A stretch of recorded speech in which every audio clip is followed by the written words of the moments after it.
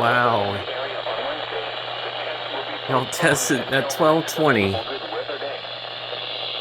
with reception of this broadcast, normally more noticeable at greater distances from the transmitter, can occur even though you are using a good quality receiver in perfect working order.